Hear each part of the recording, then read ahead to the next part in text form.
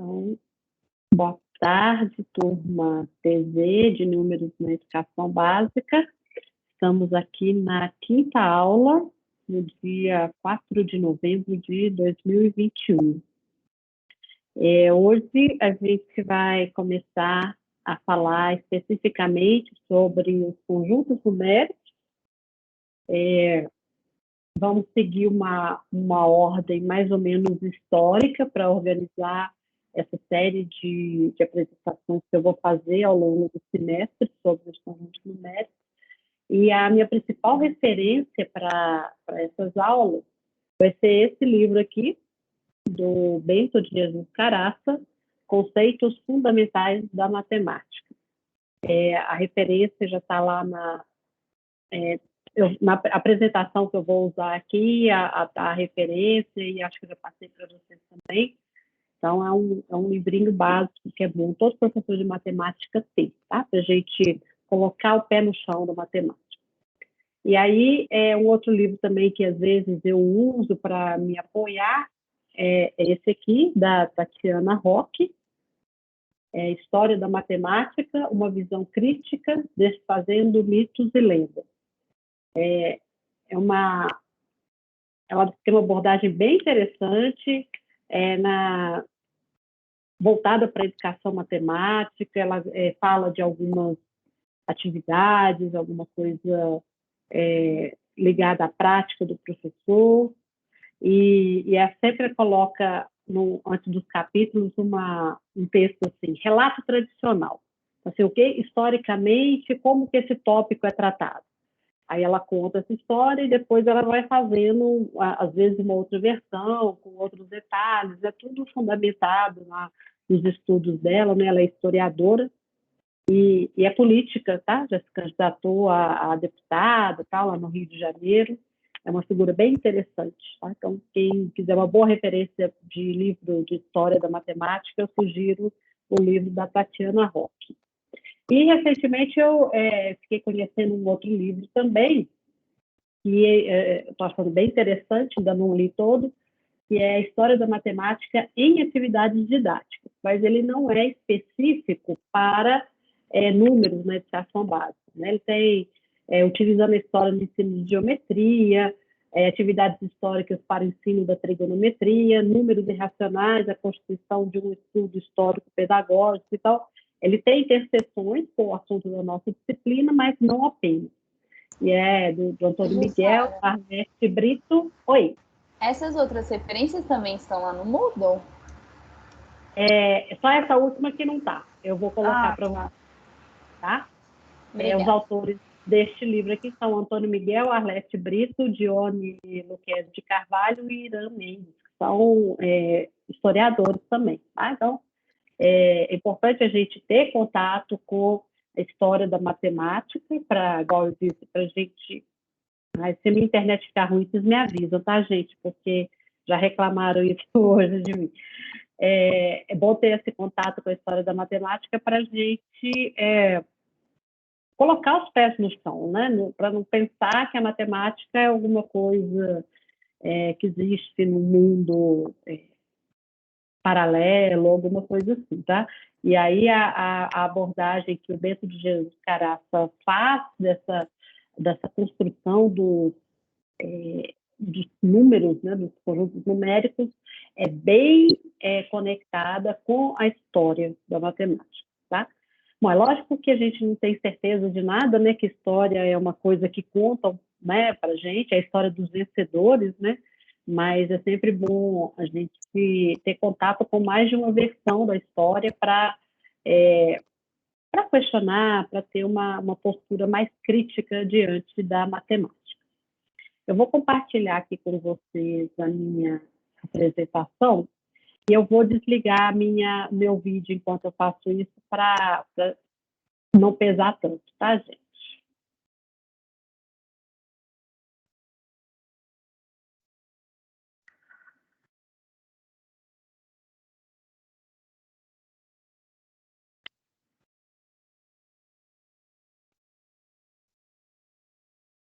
Vocês estão vendo aí a minha tela?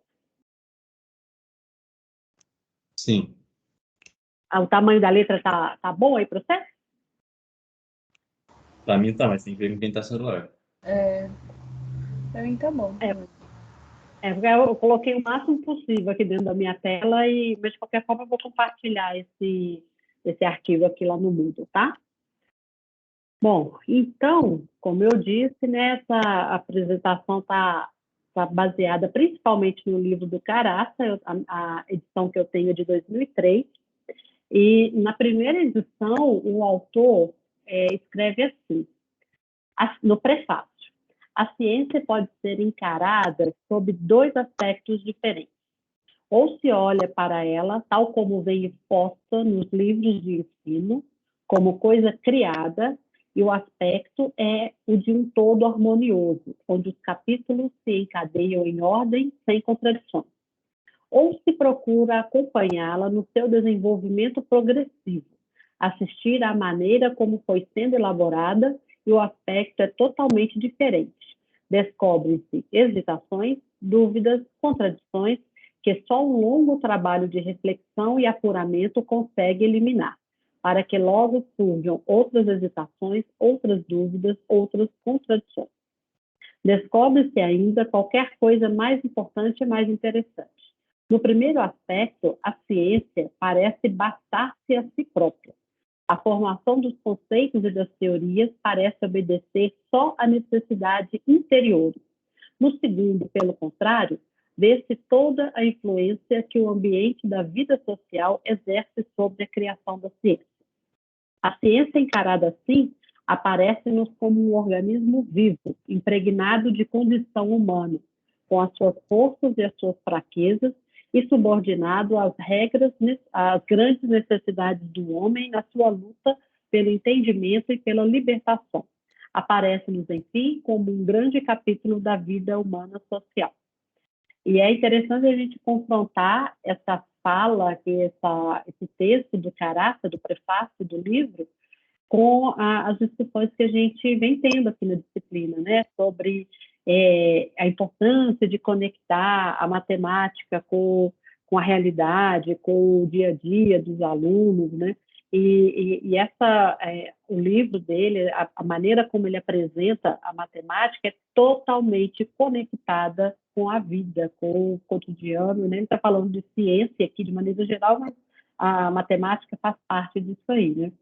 E então é um alerta aqui para nós professores de matemática, nos lembrarmos da humanidade da matemática, uma criação humana, tá? O Bento de Caraça é português, tá? Então, vocês vão ver várias expressões aqui, né? Que são de português de Portugal, tá? Eu lembrei disso aqui, ó. Descobre-se ainda qualquer coisa mais importante, mais interessante. Isso aí é bem de Portugal, tá? Então, ele vai tratar a matemática formalmente aqui, mostrar como que ela foi sendo construída no seu caráter formal, mas a partir do concreto, do mundo cotidiano. Tá? Então, essa é o mote, a maneira como o Caraça organiza aqui as suas ideias. Gente, qualquer coisa que vocês quiserem falar, vocês me chamam, por favor, que eu estou vendo a minha tela, eu não estou vendo a tela do Teams, tá? E vocês podem me interromper e a gente vai conversando aqui ao longo da aula, tá? Não precisa guardar pergunta, não. Beleza? Tá bom. Bom, e aí a gente vai começar com a cotagem, né? Uma operação elementar da vida individual e social. Se a gente olha para a nossa vida hoje em dia, né, a gente tem várias atitudes, várias ações no cotidiano que nos levam a realizar contagens, né? Aqui, por exemplo, como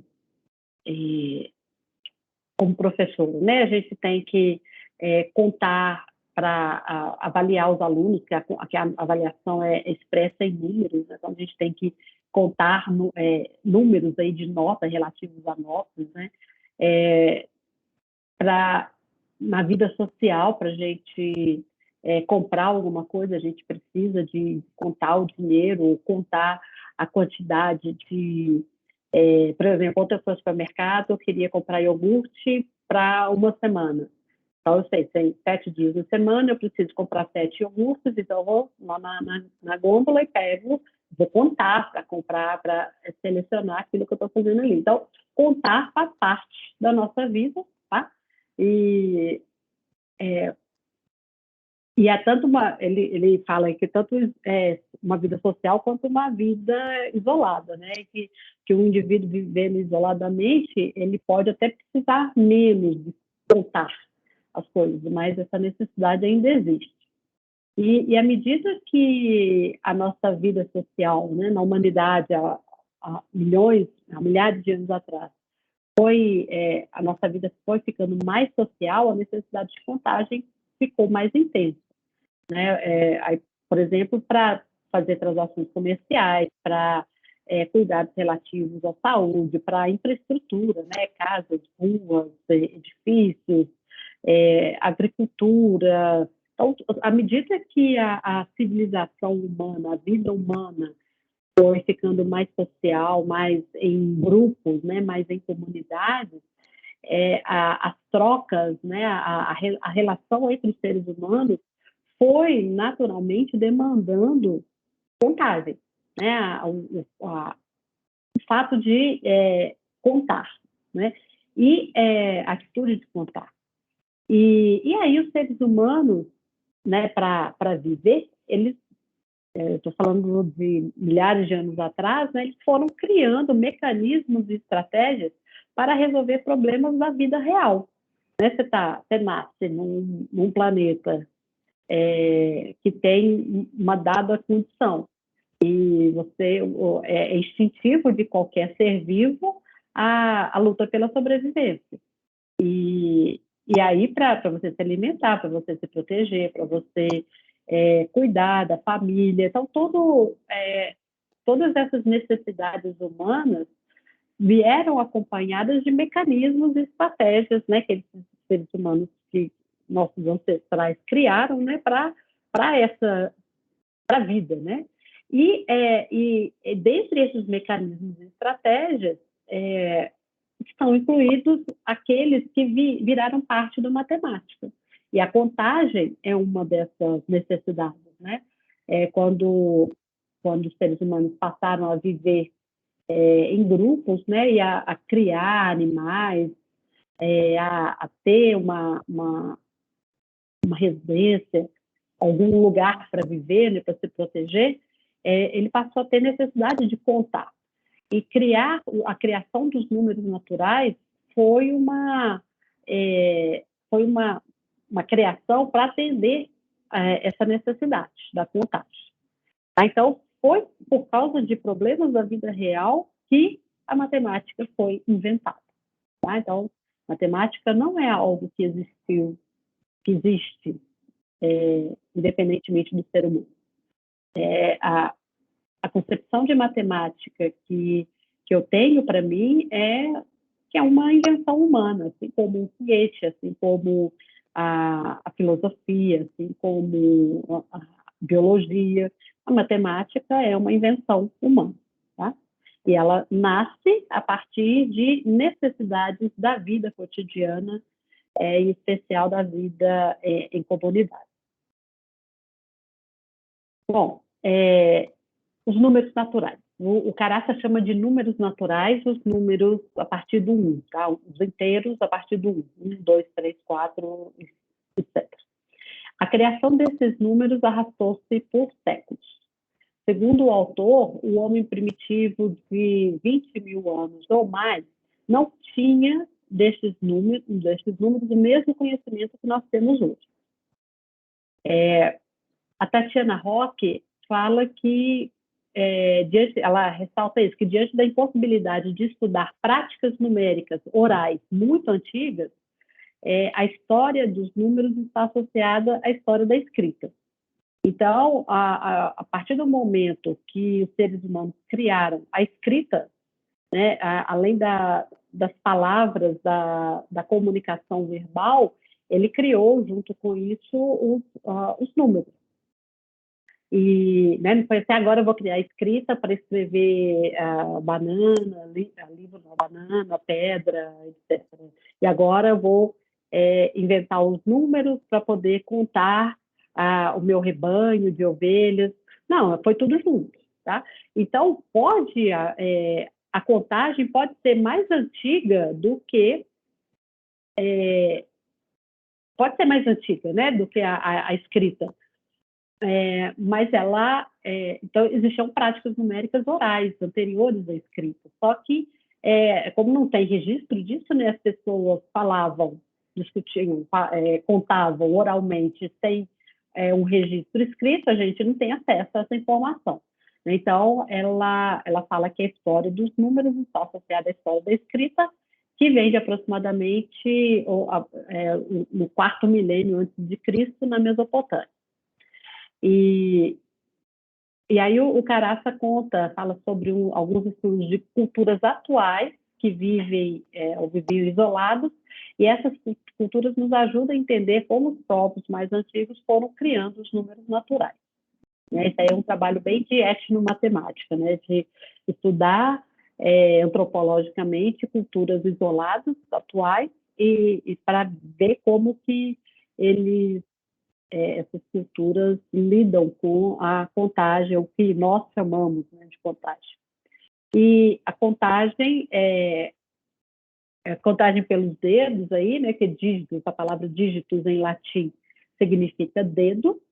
Então, né, a nossa base, né, hoje, a base numérica que a gente usa é decimal, porque nós temos 10 dedos nas mãos. Né? Então, é nessa associação aí que a gente concretiza, né, ou né, faz a criação, cria os números naturais de 1 a 10. E à medida que os problemas sociais vão se tornando mais complexos, é colocada uma necessidade de criação de outros números. Por exemplo, determinar comprimentos e áreas decorrentes do regime de propriedade nos leva à criação dos números racionais, que é o assunto da próxima aula, da próxima aula que a gente vai discutir os conjuntos numéricos, tá? Então, tudo vem de necessidades da vida concreta, problemas sociais. Bom, o símbolo 0 é uma historinha à parte aí, né? Uma questão que o Caraça coloca é se o 0 é um número natural ou não. Os povos pré-históricos não tiveram a necessidade de inventar o 0, né? Porque a necessidade deles de contagem era uma necessidade para contar coisas, conjuntos, né? Conjunto por minha conta, né, gente? Não vazios, né? Não faz sentido eu contar 0 ovelhas, não faz sentido eu contar 0 árvores, né? Então, como vem dessa necessidade social, eu tenho um conjunto de coisas, então, para eu registrar, para eu controlar se todo o rebanho está ali, eu vou inventar números a partir do 1, né? Então, os povos pré-históricos que criaram os números naturais, eles não tiveram a necessidade de inventar o 0. E a invenção do 0 aconteceu nos primeiros séculos depois de Cristo, foi uma consequência da necessidade da escrita. Era um símbolo para representar o nada. E aí, no artigo da Ana Rafaela Ferreira e da Conceição Fonseca, né, elas citam lá o horror ao vazio, o 0, que existia na cultura europeia. Né? E aí, porque os povos pré-históricos não inventaram o 0, o Caraça adota uma convenção diferente. E aí aparece a primeira diferença entre como a gente aborda hoje os conjuntos numéricos e a abordagem que ele faz. Ele vai chamar de números naturais os números 1, 2, 3, 4, 5, etc. E números inteiros, 0, 1, 2, 3, quando ele acrescenta o 0, ele chama de inteiros. Tá? E a partir do 1, ele chama de naturais. Tá? Isso é diferente do que a gente usa. Tá? Né, o conjunto dos inteiros tem os negativos. Né? Como a última aula aqui dessa série vai ser sobre os números relativos, né? Que são o que a gente chama de números inteiros. Beleza? Sim. Bom, o princípio no qual se baseia a numeração facilita a escrita e a realização de operações. Né? A gente, na história, né, da evolução dos números, né,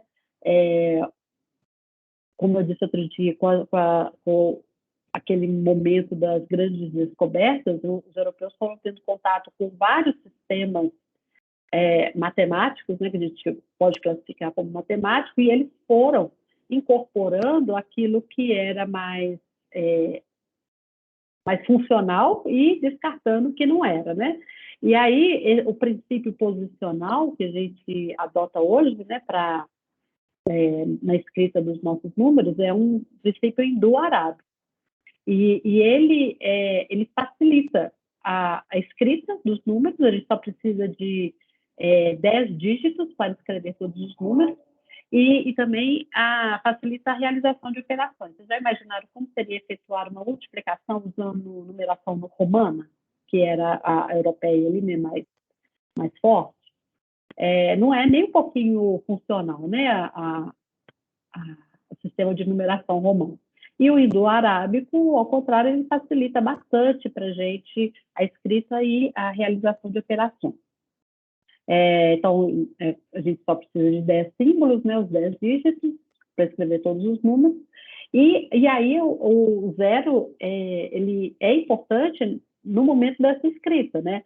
Se a gente for escrever 205, 100, né, usando a nossa simbologia atual, sem o zero, né, como é que você faz? 2 deixa um espaço e 5 depois para indicar que não existem dezenas, né? E aí esse espaço na escrita manuscrita, né, você pode deixar um pouquinho mais perto, um pouquinho mais longe, então facilmente você vai confundir o 205 com o 25. Então, a invenção do zero é uma invenção que é mais de registro, né, que é da escrita, do que diferente da invenção dos outros números inteiros, né, outros números naturais, que era a necessidade prática da contagem. Tá? Então, daí você já vê que o zero, né, foi um caso que veio depois. Né? E o caráter ele vai apresentando também algumas estratégias que são próprias do ser humano e que naturalmente foram sendo incorporadas como estratégia na matemática. E aí ele chama das ideias fundamentais da matemática, né? O título do livro é esse, né? Conceitos fundamentais da matemática. E essa a primeira ideia que ele apresenta é a ideia da correspondência. Então, contar é fazer corresponder sucessivamente a cada objeto de uma coleção um número da sucessão natural. Então, eu tenho uma coleção de pedras, então eu faço corresponder a uma pedra número 1, a outra pedra número 2, a outra pedra número 3 e assim sucessivamente. Então, ele está fazendo uma correspondência. Isso é uma operação, tá? Fazer correspondência, e é uma das ideias fundamentais da matemática. E aí, e aqui ele dá o primeiro passo na questão da abstração matemática. Uma prática realizada repetidamente na sociedade leva ao que hoje chamamos de abstração, que é um descolamento do concreto do qual a ideia se originou. Então, você vai lá e conta uma coleção de ovelhas, usando, né, 1, 2, 3, contou aqui. Daí você vai e conta uma coleção de árvores, 1, 2, 3, etc. Conta uma coleção de pedras, a mesma coisa. Então, você observa que essa prática sendo realizada repetidamente, você consegue associar uma mesma coisa, que é a sucessão de números naturais, a diferentes conjuntos. E aí, isso é típico do ser humano, ele vai abstrair. Então, ele descola essa criação que antes estava encarnada nos objetos, né, físicos, ele descola isso do concreto, e aí é um primeiro processo de abstração, tá? Porque ele é criado a partir de uma ideia concreta, mas a partir de repetidos usos dessa ideia, você consegue perceber que aquilo é mais ou menos a mesma coisa. O 5 está associado a um conjunto de ovelhas, a um conjunto de livros, a um conjunto de canetas. Então, eu falo do 5. Né? Eu abstraio a ideia que antes estava conectada com situações práticas, eu abstraio e invento uma coisa que se chama 5, tá? Que é um número. Tá? Então, por fazer corresponder os objetos aos números durante a contagem, passamos a pensar que os números estavam nos objetos. Vocês já ouviram falar assim, a matemática está nas coisas, a matemática está no dia a dia, a matemática está na vida. A gente escuta muito, né, principalmente professores de matemática, falar isso. Mas a matemática só existe a partir de uma invenção humana, né? Uma vez eu coloquei aqui para me lembrar o exemplo dos dois dinossauros no lago. Uma conversa entre filósofos da matemática, né? Se a matemática foi inventada, ou se ela sempre existiu e, portanto, foi descoberta. Aí uma pessoa que acredita que a matemática foi descoberta argumenta assim, não, na época dos dinossauros não existia seres humanos, mas se tivesse um dinossauro no lago e chegasse um outro dinossauro, a gente teria, então, dois dinossauros no lago. Aí o outro debatedor responde assim, mas faltaria um ser humano para dizer, ali estão dois dinossauros no lago. Então, quem inventa o 2 para associar aqueles seres ali é o ser humano. O dinossauro não está ali preocupado, chegou o segundo dinossauro, né? Agora eu não estou mais sozinho, né? Agora somos dois aqui. O dinossauro não pensa isso. Quem faz essa associação, quem associa o 2 àquela coleção de dinossauros ali é o ser humano, tá? Então, eu não concordo quando a gente fala que a matemática está nas coisas. Não, a matemática está no olhar de quem olha para as coisas. Tá? É o ser humano que tem a matemática, que inventou a matemática. Então, ao olhar, né, para os formatos, para as formas na vida, no mundo concreto, ele enxerga um quadrado, ele enxerga uma esfera, ele vê 5 livros, mas quem faz essa associação são os seres humanos. Tá? A coisa em si, né, o livro, os animais, ou seja lá o que for, não pensa o número para associar a si mesmo. Quem faz a associação é o ser humano.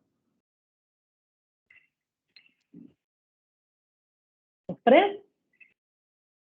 Tudo bem até aí? Tudo bem, eu só queria, já que se deu um precedente, que é sobre o zero, que quando a gente, na primeira, quarta série, né, quando a gente vai ensinar, falar sobre o zero, eu sempre tive problema para ensinar o aluno, porque geralmente a supervisora fala assim, você ensina de 1 a 9, só acrescenta zero. Mas eu tenho uma dúvida. O que eu vou falar para o aluno sobre o zero nessa faixa etária, que são as séries iniciais? Então, eu sempre fico curiosa, porque a gente fala que não tem valor, né? E depois, quando chega o 10, a gente fala que o zero, depois de 1, ele tem um valor que é o 10. Mas eu achei um pouco sem nexo explicar ao aluno dessa forma. Então, eu queria saber como é que vai explicar nas séries iniciais o zero, como que ele é acrescentado.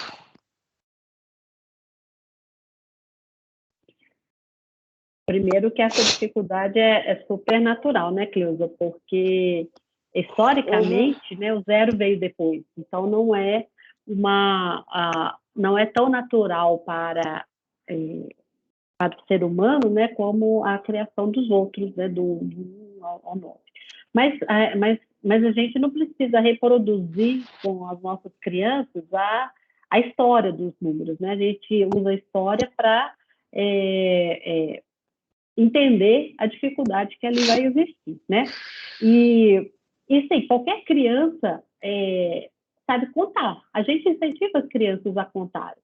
E o zero vai entrar para elas como uma anotação mesmo, né? Com a conta do 1, 2, 3, 9, 10, 11, e aí ela vai aprendendo a lógica da contagem dos números, e o zero é incorporado ali naturalmente, porque a contagem para as crianças, logo em seguida, é seguida pela escrita. Então, o zero entra pela necessidade da escrita, como aconteceu historicamente. Eu acho que no curso de pedagogia, não sei se vocês chegaram a fazer, tem algumas pessoas que fazem a disciplina Fundamentos do Ensino de Matemática, né, na Faculdade de Educação. Eu imagino que os professores de lá tenham uma abordagem, aí, algumas dicas sobre como trabalhar com zero, né? Mas eu estou aqui meio no palpite, né, de entender historicamente essa dificuldade que houve para a criação do zero e depois, e no nosso caso aqui, já aproveitar essa prática que a gente tem de ensinar as crianças a contar e o zero entrar na notação do 10, e aí ela vai pegando essa lógica. Eu acho que a gente não precisa criar um evento especial para falar do zero. Eu acho que na nossa vida atual, o fato da gente contar, né, não é contar, né, vai contando, as crianças aprendem e o zero entra ali na notação. Né? Então, Cleusa, fica a dica de olhar essa disciplina lá na Faculdade de Educação, né, na formação no curso de Pedagogia. Tá? Essa disciplina, Fundamentos da Matemática, a gente faz, quer dizer, hoje em dia não tem mais, mas quando a gente faz o curso normal. Então, quando eu estudei no curso de Pedagogia. Tem no curso de Pedagogia, tem essa Pedagogia? disciplina. Tem, Fundamentos de Matemática 1 e 2. Vocês podem fazer como porque eu já fiz disciplina ela, mas normal. Não, tem essa disciplina. Outra coisa que eu queria te perguntar, Sara, porque quando a gente ensina os números decimais, que é o famoso QVL, quadro valor de lugar, a gente representa para o aluno, vamos supor, 10 na unidade. Então a gente vai fazer uma bolinha, pega aquele 10, pega um tracinho mais grosso e leva ele todo para lá. Quer dizer, ali na unidade sobrou nada, a gente põe o zero lá embaixo. Então a gente fala para o aluno, olha, aqui só pode ficar até 9. O 10 vai tudo para lá. Aí um dia o aluno perguntou, então ficou nada. Eu falei, não, vai ficar um 0, porque vai formar um outro número, né? Então eu fico pensando assim, o que se passa na cabeça desses meninos? Porque a gente deixou a unidade com 0, o tracinho mais grosso, que está contendo os 10 palitinhos ali, né? Que vai ficar embaixo e vai formar o 10, que é a dezena. Então, porque é ensinar, porque aí vai entrar, porque a gente vai ensinar, que a gente vai ensinar os números decimais, então começa pelo quadro, valor de lugar. Então, na primeira série, só põe unidade, dezena e centena. Na segunda série, quer dizer, a nomenclatura hoje é diferente, a gente acrescenta um milhar. Mas eu fico pensando assim, gente, o que passa a cabeça dos meninos? Quer dizer, eles entendem, mas eu sempre tive dúvida na hora de ensinar isso para o aluno. Eu acho que essas questões suas são discutidas nessas disciplinas lá do curso de Pedagogia. Eu sugiro que você se matricule nelas como disciplina optativa. Acho que isso vai ser bacana para você, tá bom? Porque aqui a gente trabalha com o ensino fundamental 2, né? Então, eu estou resgatando a história dos números aqui, porque se o nosso...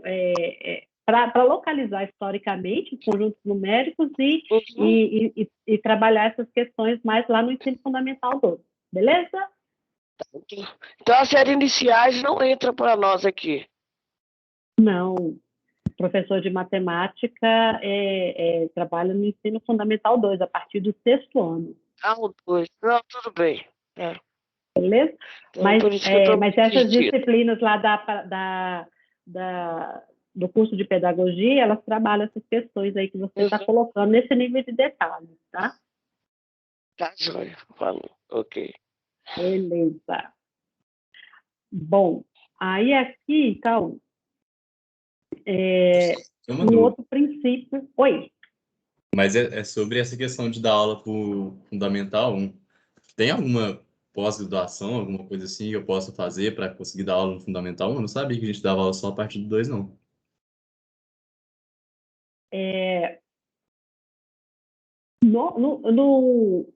Não sei como que, no dia a dia da escola, como que é feito isso, mas, assim, formalmente, PH, o professor de matemática, ele quando separa, né, as disciplinas, ele vai atuar a partir do 6º ano, Fundamental 2, né? E nos anos iniciais, Fundamental 1, o professor ele é responsável por todas as disciplinas, né?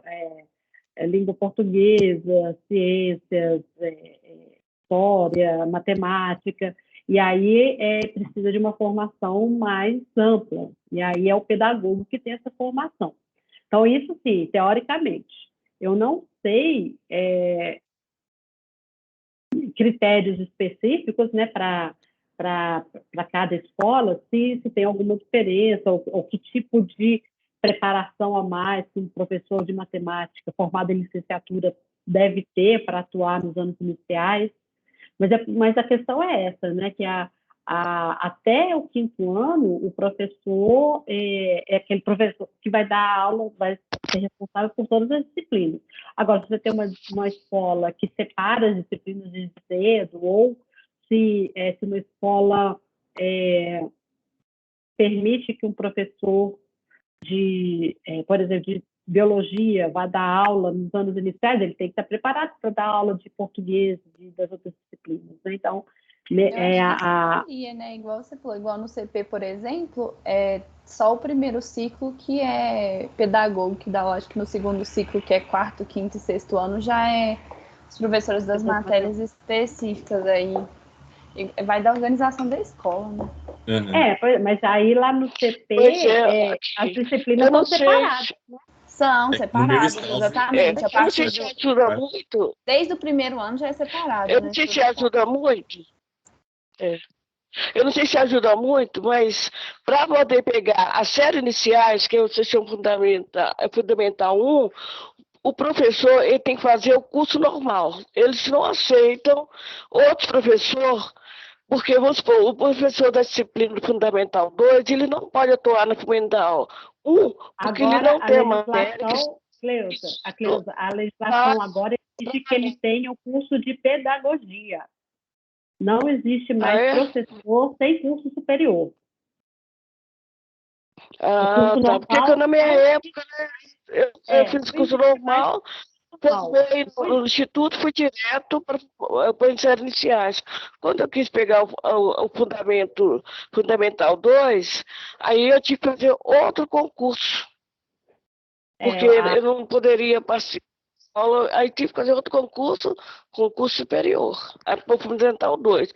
Para o 1 não precisa. A maioria dos professores Fundamental 1, pelo menos na prefeitura, não tem curso superior. Da minha época, até não. Pois é, mas agora a exigência é que tenha o curso de pedagogia, o curso superior. Inclusive, houve, quando isso começou, acho que foi da LDB, esqueci de que ano, que passou a ter essa exigência, e aí vários professores tiveram que fazer o curso superior, e aí houve programas para formar o professor que já atuava na educação básica, E essas discussões você vai ter, Cleusa e turma, na disciplina políticas educacionais, políticas públicas educacionais, eu acho que é esse o nome, lá na Faculdade de Educação, para conhecer toda essa legislação com relação à educação brasileira.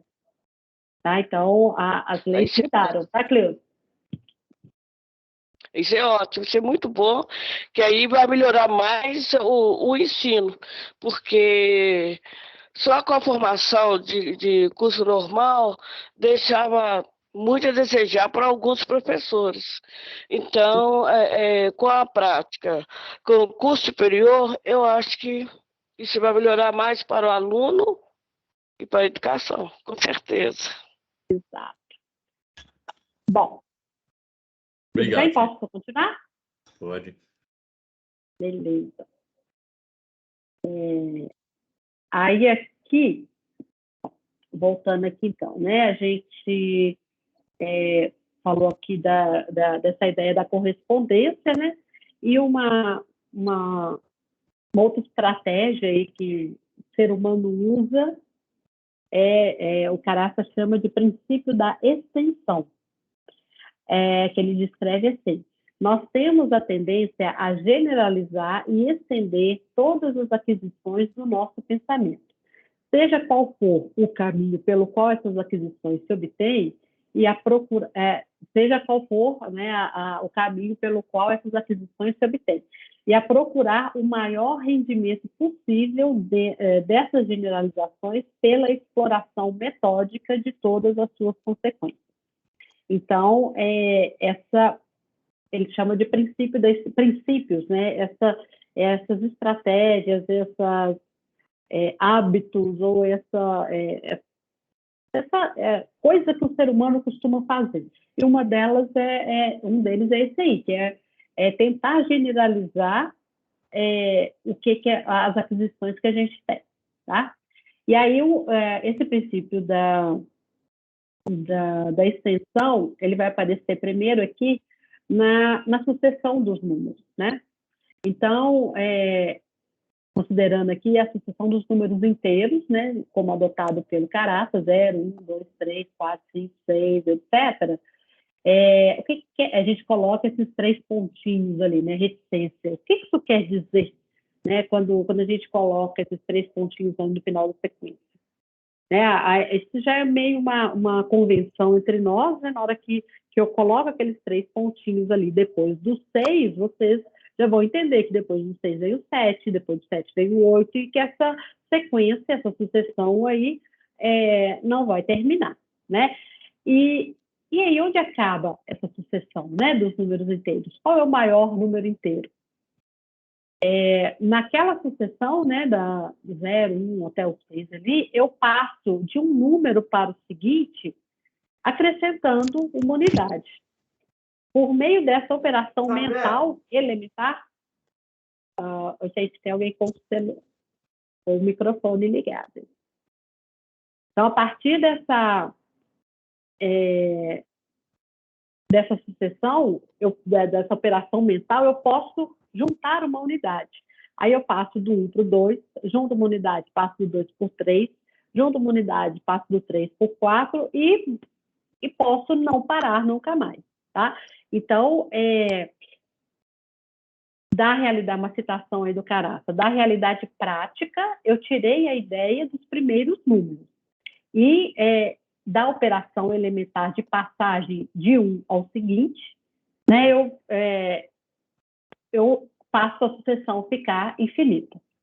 Agora eu vou tirar todas as consequências dessa ideia e dessa operação. O meu pensamento não vê barreira para a aplicação da operação elementar. Então, aqui, quando da necessidade social de contar, o ser humano nunca contava coisas infinitas, né? Ele contava uma coleção finita, sempre. Mas, junto com a abstração que a gente viu há algum tempo atrás, veio essa operação de somar uma unidade, juntar uma unidade. E aí eu realizo uma segunda abstração, que é ter uma noção, entrar em contato com o infinito. né? Que eu venho da necessidade física, cotidiana, e a partir da abstração eu tenho o primeiro contato com o infinito. E aí eu coloquei um lembretezinho aqui, ou infinito ou um infinito, né? Porque se a gente for olhar o infinito num plano, ou o infinito no nosso espaço tridimensional, ou o infinito, os infinitos números que a gente vai ver mais para frente, no intervalo entre 0 e 1, todos esses infinitos têm uma natureza diferente. Então, são diferentes infinitos. Então, essa primeira sequência aí, 0, 1, 2, 3, 4, 5, reticências, é primeiro contato com o infinito, e ele vem a partir dessa abstração, né, de juntar uma unidade e de generalizar os números a partir de diferentes contagens, tá? E aí, então, a gente vai ver esse exercício que é tão comum a matemática, que é o exercício de abstração. Bom, e aí, então, dado esse primeiro conjunto numérico, né, que é o conjunto dos números naturais ou inteiros, dependendo do zero estar ou não, ele vai definir as primeiras operações, né? E ele classifica em operações de primeiro, segundo e terceiro grau. A de primeiro grau é a adição, de segundo grau a multiplicação, de terceiro grau a potenciação. Essa é a operação direta e as inversas de cada uma delas, né? A inversa da adição é a subtração, a inversa da multiplicação é a divisão, e a potenciação tem duas inversas, a radiciação e a logaritmação. Então, e aí ele vai, o Caraça vai definir cada uma dessas operações, dar nomes e falar das propriedades. Tudo isso a partir dessa necessidade concreta, né, da contagem, e agora, por enquanto, a gente está no mundo dos números inteiros, apenas. Então, a primeira operação é a adição. Ela já está presente no princípio da extensão, né? A ideia de adicionar ou somar juntar mais um, ela já está incluída aí na própria noção de número natural, né? Eu passo do 1 para o 2, do 2 para o 3, do 3 para o 4, eu sempre vou juntar mais um. Então, somar, aí vai definir, somar a um número A dado outro número B, é efetuar a partir de A, B passagens sucessivas pela operação alimentar e juntar mais um. Então, por exemplo, eu tenho o A for 5, eu tenho 5, e aí eu quero somar 3. Aí 5, então eu vou fazer a operação de juntar mais um 3 vezes. Então, do 5 eu passo para o 6, do 6 eu passo para o 7, do 7 eu passo para o outro. O A, aí ele já vai acrescentando aí as nomenclaturas, né? O A é chamado adicionando, o B é adicionador, A e B são parcelas, e o resultado da operação adição é chamado de soma. Tá? O A mais B é o resultado da operação adição entre A e B. A segunda operação é a multiplicação. O símbolo, o símbolo aqui, esqueci de falar do símbolo, mas o símbolo é essa cruzinha, né? Você já conhece. O símbolo para multiplicação, ou é um X, ou é um ponto. Tá? Ele não dá muita justificativa histórica, não, mas isso eu acho que tem a ver com a criação da álgebra, já lá na Idade Média, né? E ela, a definição da multiplicação necessita da soma. Tá? A multiplicação é definida como uma soma de parcelas iguais. Então, A vezes B significa que eu vou somar o A, fazer uma soma com B parcelas iguais a A. Então, eu defino a multiplicação a partir da adição. E lembrando que a gente está hoje aqui no mundo dos números inteiros. Significa 0, 1, 2, 3, etc. Depois a gente vai ter que abstrair aqui essas definições, né? No caso em que B igual a 1, a gente assume por definição que A vezes 1 é igual a A. porque não tem uma soma envolvida, né? Não tem uma soma com uma parcela. Soma sempre pressupõe pelo menos duas parcelas. E aqui, então, a gente vê uma abstração aqui já, né? Porque multiplicar 3 por 2, por exemplo, pode ser uma necessidade do mundo concreto. Mas multiplicar 3 por 1 é mais uma necessidade interna da matemática, né? Se eu multiplico por 2, por 3, por 4, por que eu não posso multiplicar por 1? Então, eu tenho que inventar o que é multiplicar por 1 e inventar de uma forma coerente com o que a gente já conhece. Tá? Então, tem uma definição aqui, é algo estabelecido, né, que o A vezes 1 vai ser sempre igual a para qualquer A inteiro. A, que é a parcela que se repete, é chamada multiplicando. B, que é o número de vezes que o A aparece como parcela, é chamada multiplicador. No conjunto, A e B são fatores, e A vezes B, o resultado da operação, é chamado produto. O Carafa apresenta as propriedades, né, de cada uma das operações, mas eu não vou entrar nesse nível de detalhe aqui não, tá, gente? São as propriedades da adição, da multiplicação que a gente conhece. Eu estou mais interessada em mostrar esse histórico para vocês e como essas convenções foram sendo estabelecidas ao longo do tempo.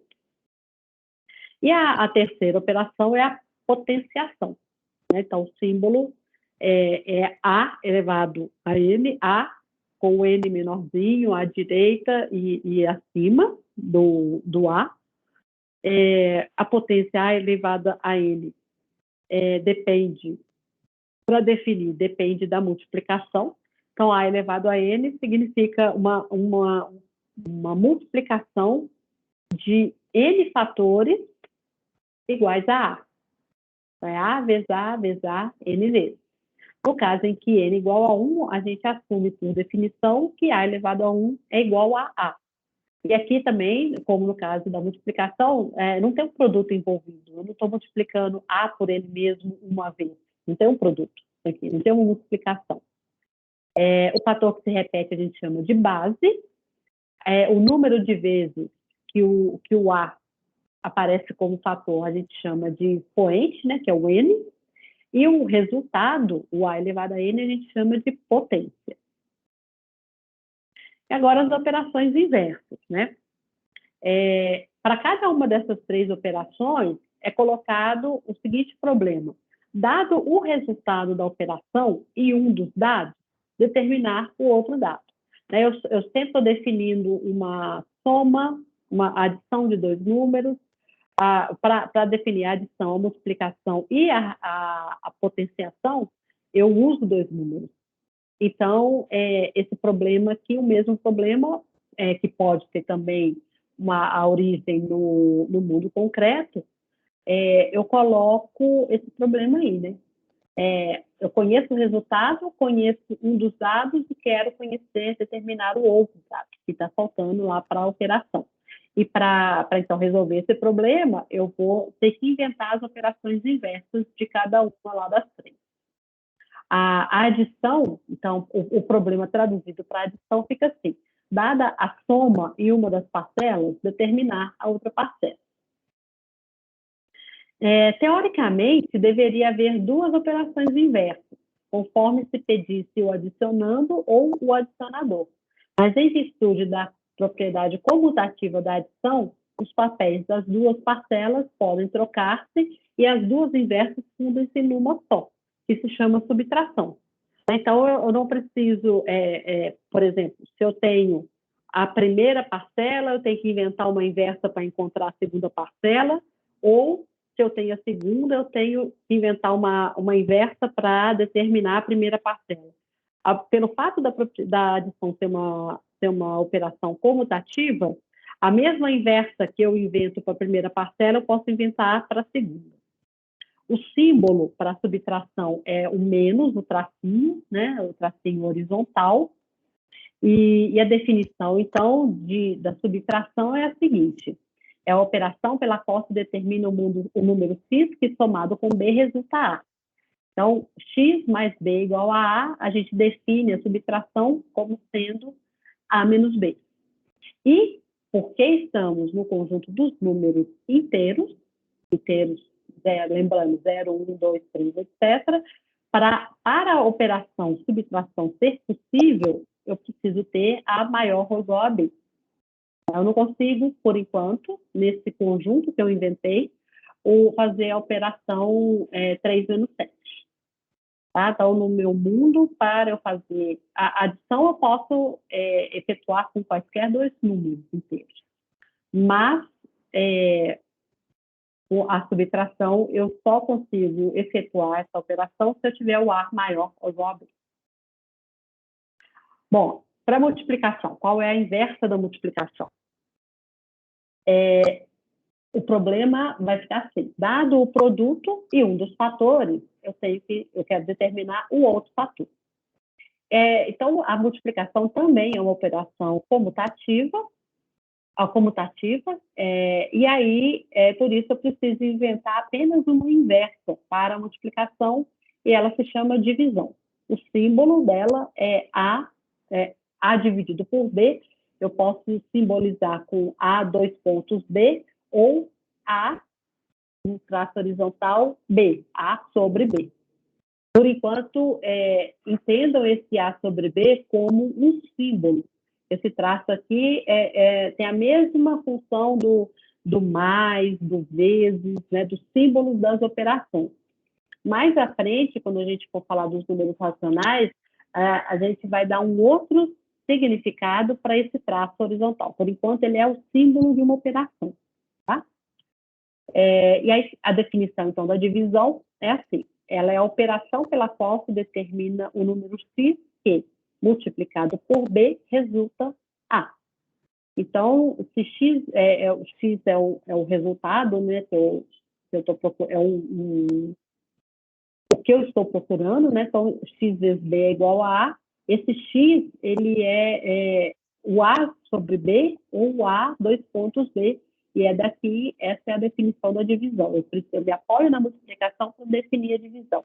Assim como eu me apoiei na adição para definir a subtração. Bom, e aqui, então, que a abstração matemática vai tomando corpo aqui nessa conversa, né? Essa definição exige que o b seja diferente de zero, porque se ele for igual a zero, qualquer que seja o valor de x, a gente sempre teria b vezes x igual a zero. E a igualdade de condição não seria satisfeita. Então, né, se o a for diferente de zero e o b for igual a zero, b é x vezes b, nunca vai ser igual ao a.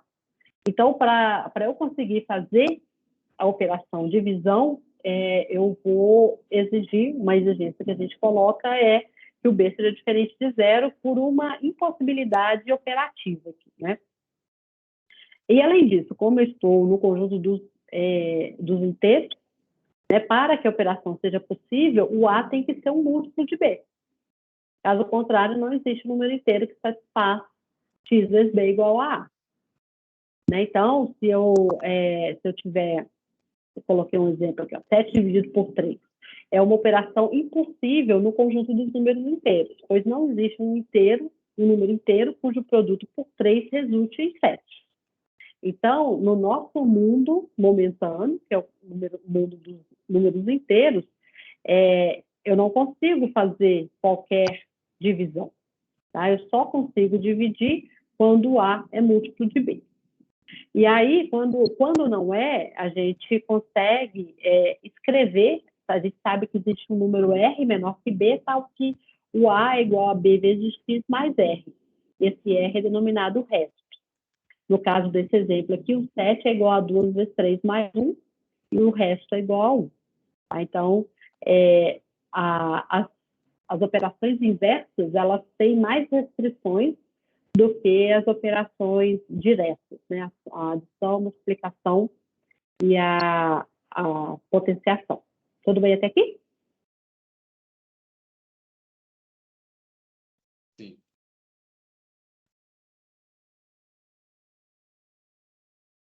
Beleza. Só a terceira operação lá, potenciação. A pergunta, né, o problema é colocado assim: dada a potência e um dos dados, que seja a base ou o expoente, determinar o outro. Aqui a gente encontra um problema, porque a potenciação não é comutativa. Tá? Porque, aqui um exemplo, né? 5 elevado ao quadrado é 5 vezes 5, resultado 25. E 2 elevado à quinta potência é 2 vezes 2 vezes 2 vezes 2 vezes 2, que resulta 32. Então, a potenciação não satisfaz a propriedade comutativa. Por isso, eu vou ter que inventar duas inversas para a potenciação. Então, se a gente tiver a potência e o expoente, né, se eu tenho 25 e o 2, a inversa para determinar a base é a radiciação. Se eu tiver a potência 25 e a base 5, a inversa para determinar o expoente é a logaritmação. Então, você percebe aqui que às vezes a gente trabalha com essas ideias, com esses conceitos, como se fossem ideias desconexas uma da outra, né? E a radiciação e a logaritmação, então, são inversas, são duas inversas de uma mesma operação, que é a potenciação, simplesmente pelo fato da potenciação não ser uma operação que satisfaz a propriedade comutativa. Tá? Bom, então a gente tem que definir as duas inversas.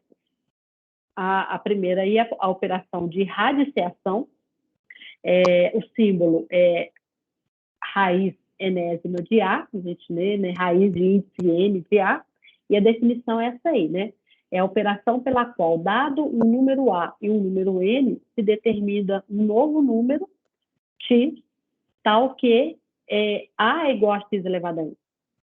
Então, o número x, o resultado da operação radiciação, é definido a partir da potenciação.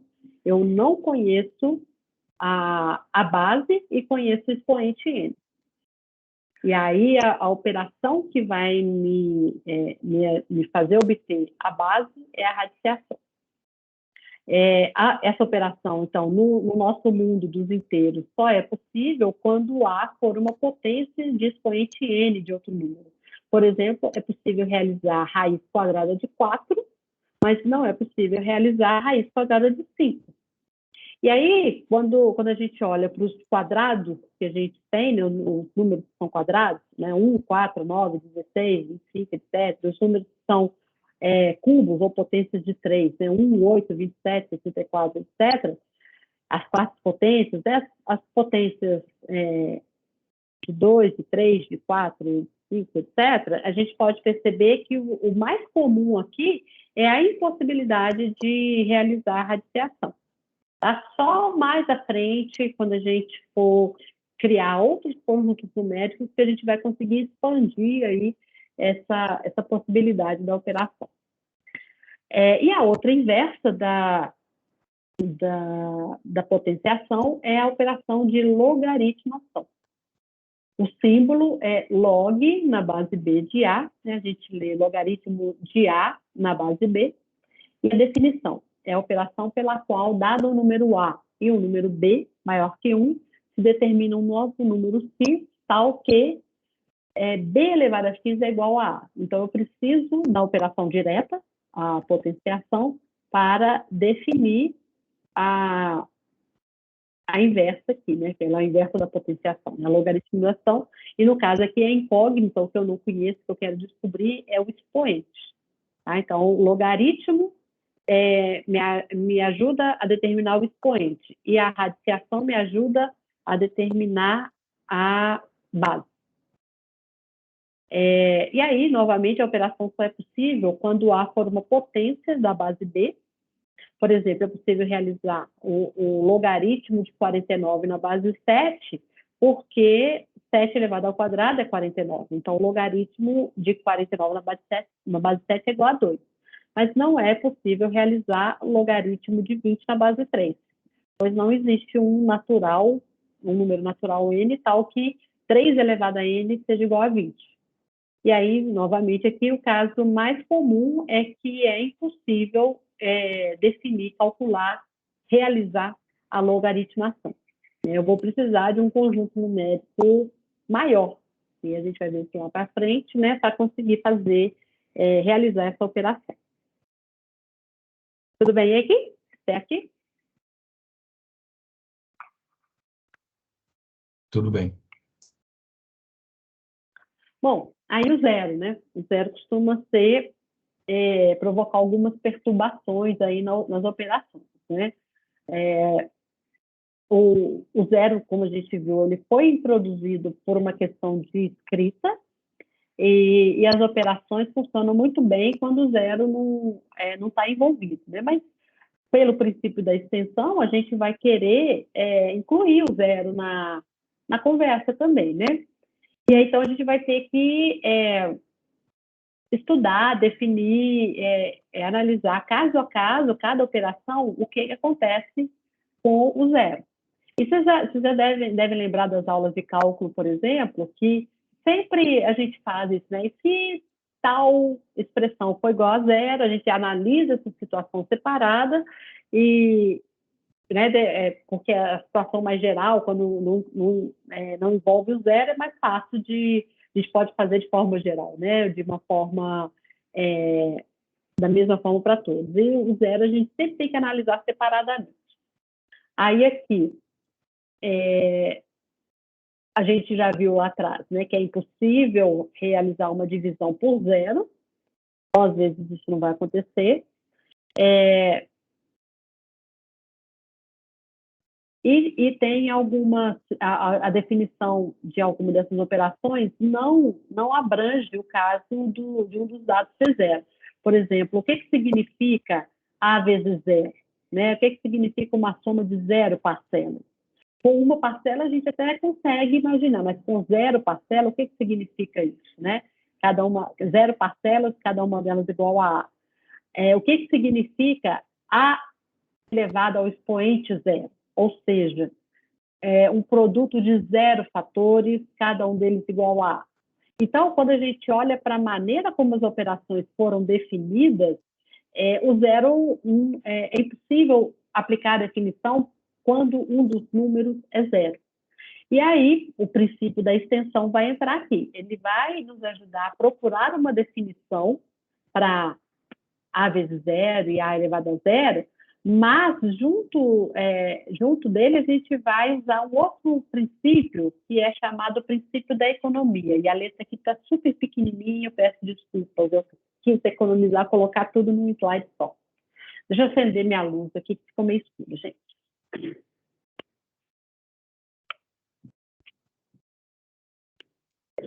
O princípio da economia é o seguinte, a gente vai ter que inventar o que é A vezes zero, o que é A elevado a zero. E como a gente está inventando, em princípio a gente pode inventar qualquer resultado, quaisquer resultados para essa conta. Sei lá, eu poderia inventar que A vezes zero é igual a 13, ou que A elevado a zero é igual a menos 2.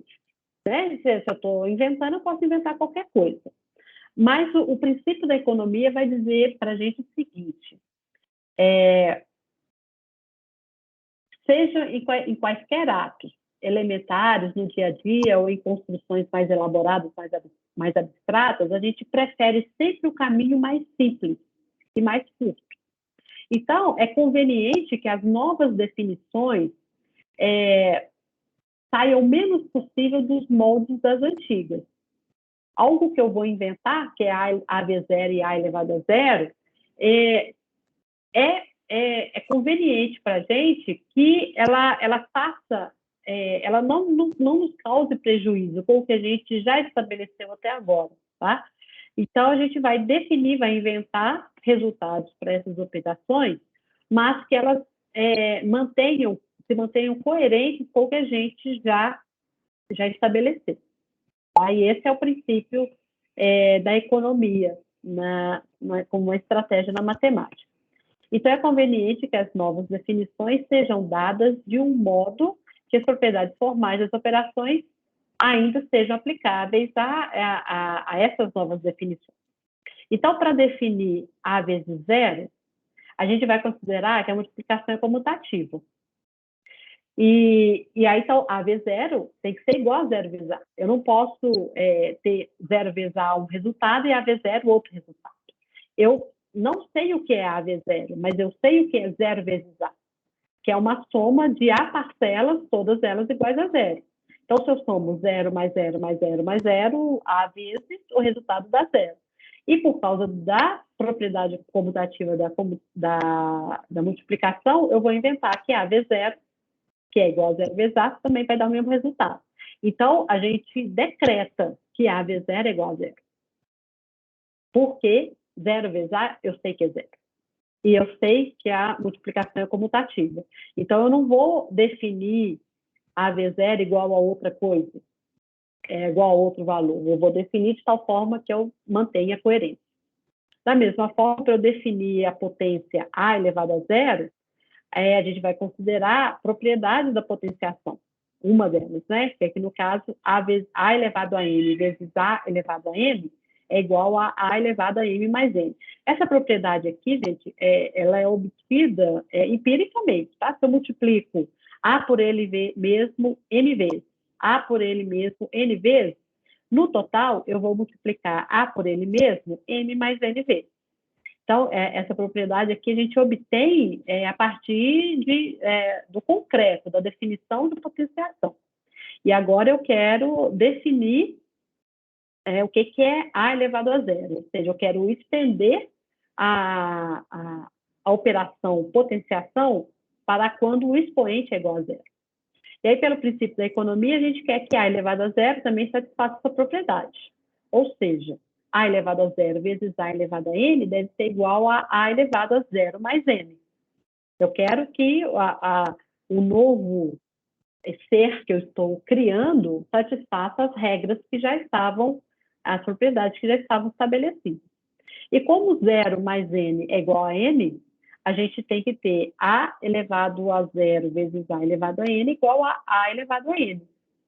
Tá? Porque esse resultado aqui, A elevado a zero mais N, eu substituo zero mais N por N. Então, A elevado a zero vezes A elevado a N tem que ser igual a A elevado a N. E para essa sentença ser verdadeira, só me resta que o A elevado a zero seja igual a 1. Então, eu vou decretar que A elevado a zero é igual a 1 para que as propriedades já estabelecidas, o que eu já conheço sobre a potenciação, se mantenha coerente. Então, a multiplicação e a potenciação, a gente define, ela funciona super bem para os números naturais. Quando a gente, pelo princípio da extensão, quer criar, definir um valor envolvendo zero, a gente apela para as propriedades que já existem e força para que a nova definição satisfaça. Tá? Então, A v zero e A elevado a zero são convenções, são decretos que foram acordados, que foram estabelecidos para que o que já se conhecia mantivesse coerente. Bom, essa historinha que eu tenho para contar por hoje. Aqui nesses slides eu vou acrescentar a referência aqui do livro do Antônio Miguel e colegas, tá? Para vocês terem mais referências aqui da história da matemática.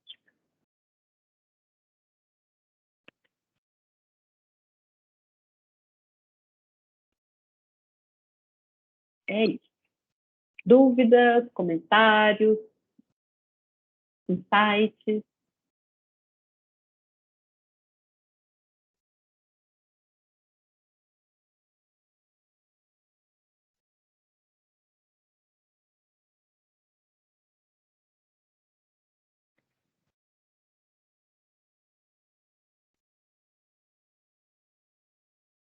Nenhum comentário, pessoal? Eu achei legal isso da multiplicação ter duas operações inversas, porque não tem a propriedade. É comutativa. Potenciação. É potenciação, sim. Porque não tem a propriedade comutativa, né? E o curioso é que acho que a gente só tem contato com o logaritmo no ensino médio, né?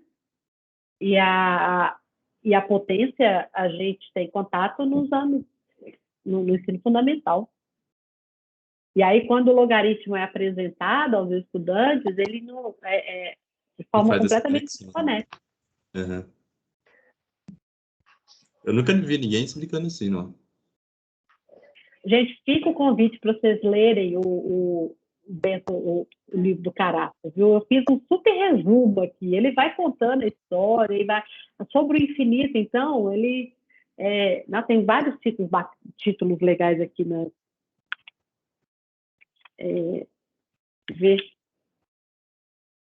Eu explico o princípio da extensão, tal. O primeiro contato com a noção de infinito, a definição de conjunto. Existem outros conjuntos infinitos, correspondência no infinito, né? Que a gente falou da correspondência com números finitos, né? Ele vai definir o que é correspondência no finito, as primeiras consequências do salto no desconhecido. Pode-se fazer uma anatomia do infinito. Então, tem toda uma filosofia aqui sobre o infinito. Vale a pena ter esse livro, tá, gente? E acho que vocês encontraram, né, o PDF dele na internet. É uma leitura bem divertida. Eu só fiz um resumo aqui para vocês terem um gostinho da coisa.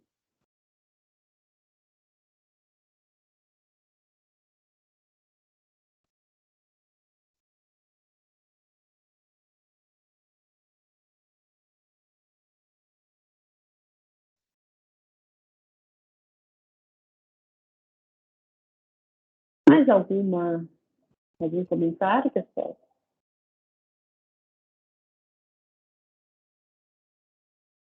Acho que não, gostei da aula, foi bacana ver essa construção aí. Acho que principalmente a do logaritmo, igual o PH falou, é bacana, né? Porque eu nunca tinha pensado, agora que você comentou também, eu nunca tinha pensado que acho que boa parte dos estudantes do ensino médio tem muita dificuldade com logaritmo e pode ser porque ele não é apresentado junto com a potenciação. Então, como fica algo muito desconexo, parece que é uma operação nova que ela está sendo feita, né? Então fica bem difícil para esses alunos.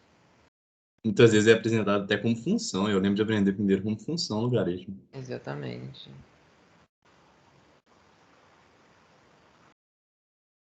Pois é. E eu acho importante que vocês, professores de matemática, tenham contato com essa história aqui, porque na hora que vocês forem ensinar logaritmo, por exemplo, eu espero que vocês se lembrem dessa aula e que façam essa conexão, né, para não deixar os alunos, né, pensarem que logaritmo é um ser extraterreno que está caindo aqui na aula de matemática, que é invenção de moda.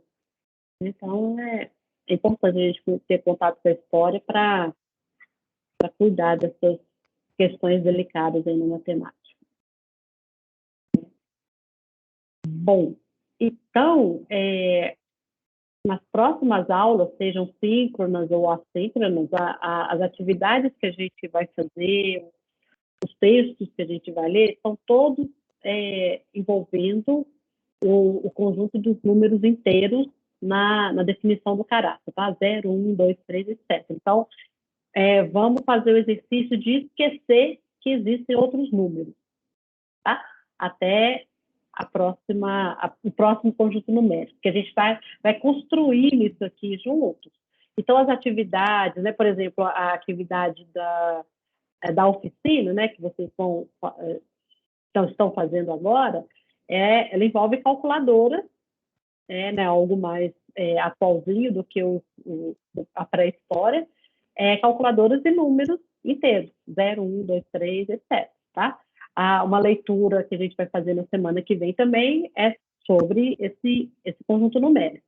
E aí a gente vai ter sugestões, possibilidades ideias, né, de atividades que podem ser feitas até com crianças menores, né, envolvendo os números inteiros ou naturais mais o zero. Podemos concluir por aqui, então, gente?